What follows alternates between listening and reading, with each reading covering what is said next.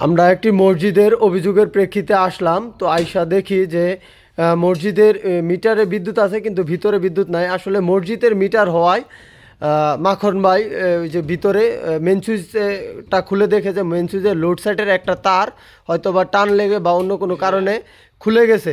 তো সেই জন্যে আমরা ওই যে মেন সুইচ লোড সাইডটা লাগাই দিলাম। এটা মসজিদের ক্ষেত্রে আমরা লাগাই দিলাম। এই যে অলরেডি ফ্যান চলতেছে। ওই যে কভারটা, হ্যাঁ, ফ্যান বন্ধ করে দেন, সবগুলো বন্ধ করে দেন।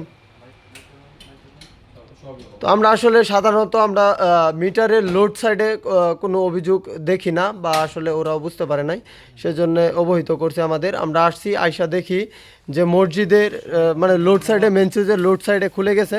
তো সেজন্য আমার বড় ভাই এই যে বোর্ড খুলে, যেহেতু আল্লাহর ঘর মসজিদ, কিছুক্ষণ পরে না আজান হবে, তো ওরা ভুক্তভোগী, পানি উঠাইতে পারতেছে না, তো ফ্যানে বাতি টাতি জ্বলে না, সেজন্য আসলে আমরা মসজিদের লোড সাইডটা লাগিয়ে দিলাম এবং মসজিদে বিদ্যুৎ দিয়ে দিলাম। এবং বিদ্যুৎ সম্পর্কিত ভিডিওগুলো ভালো লাগলে সবাই আমাদেরকে সাপোর্ট করবেন। ইনশাল্লাহ সবসময় আমরা আছি আপনাদের পাশে।